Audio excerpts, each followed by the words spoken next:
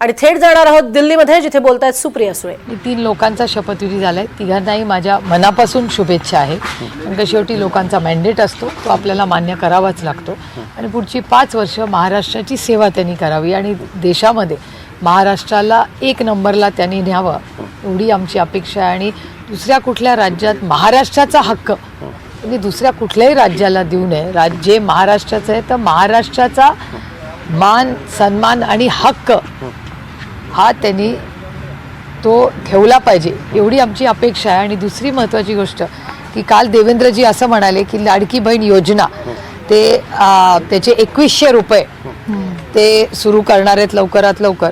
मला असं वाटतं नवीन वर्ष सुरू होतं आहे, त्याच्यामुळे आता डिसेंबर किंवा जानेवारी, आता जर शक्य असेल तर शक्य झालं तर डिसेंबरमध्येच करा, पण आता डिसेंबर महिना सुरू झाला असेल तर 1 जानेवारी 25 पासून जी 2100 रुपयाची त्यांची मागणी, आम्ही तर 3000 देणार होतो आमचं सरकार आलं असतं तर आमची तर मागणी 3000चीच असेल, पण पहिला टप्पा 2100 रुपये 1 जानेवारी पासून त्यांनी सुरू करावे। काल मुख्यमंत्री देवेंद्र फडणवीस असंही म्हटले की विरोधकांची संख्या आम्ही बघणार नाही, त्यांनी कोऑपरेट करावं, संवाद साधावा, आम्ही कारभार व्यवस्थित चालू। एका सशक्त लोकशाहीमध्ये विरोधकांचीही तेवढीच जबाबदारी असते आणि विरोधक म्हणून आम्ही म्हणजे पार्लमेंटमध्येही राष्ट्रवादी काँग्रेस पक्ष हा नेहमीच देशाच्या हितासाठी आम्ही नेहमीच सहकार्य करतो, जेव्हा देशाचं हित असतं।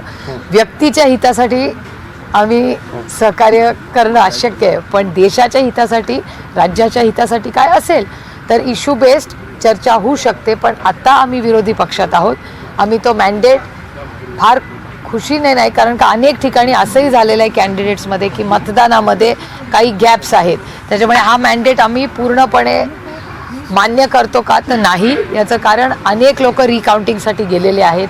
अनेक लोकांचं म्हणणं आहे, म्हणजे आता संग्राम थोपटेंचं उदाहरण बघा, भोर तालुक्यामध्ये एका बूथवर 1 मत जे संग्राम थोपटेंना पडलं हे अशक्य आहे। त्याच्यानंतर माळशेर रस्त्याची घटना झाली, जे मतदान घेण्याचा प्रयत्न जो केला तो लोकशाही पद्धतीने होता, तर पोलिसांनी त्याच्यात दबाव तंत्र केलं, ते थांबवलं मतदान करणं। म्हणजे जसं पोल्स तुम्ही घेता ना, चॅनल पोल्स घेता, तर जर चॅनल्स पोल घेऊ शकतात तर एखाद्या गावाला मतदान घ्यायचा अधिकार हा पोलिसांनी का थांबवावा? एक अनेक असे गंभीर विषय आहेत। एकनाथ शिंदे यांनी काल उपमुख्यमंत्री पदाची शपथ घेतली, संभ्रमावस्था होती। संजय राऊत यांनी दावा केलाय त्यांच्यामध्ये आमची काही माणसं आहेत, त्यांनी जर शपथ घेतली नसती तर भाजप हायकमांडनं सांगितलं होतं त्यांच्याशिवाय शपथविधी पार पाडा।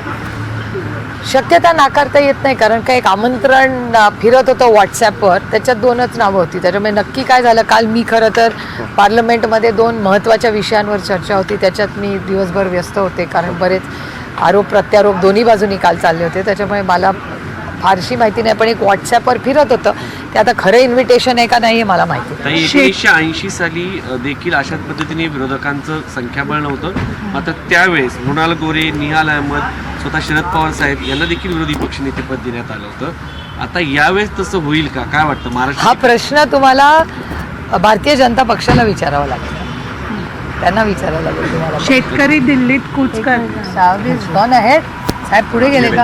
अहो तुम्ही मग जाऊया का?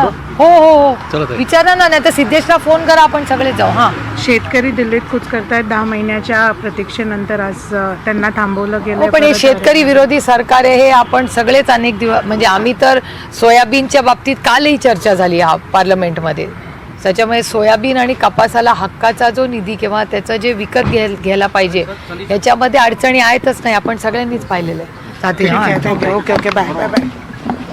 देशाच्या राज्याच्या विकासासाठी त्यांनी काम करावं आणि महाराष्ट्राला नंबर 1 ला आणावं ही अपेक्षा आहे, असं म्हणत सुप्रिया सुळे यांनी अर्थातच त्यांचा अभिनंदन करत त्यांना शुभेच्छा दिल्यात। मात्र लाडक्या बहिणींना 1 जानेवारीपासून 2100 रुपये द्यावेत असं म्हणत सध्या ईव्हीएम संदर्भात सुरू असलेल्या काही मुद्द्यांना सुद्धा त्यांनी हात घातला।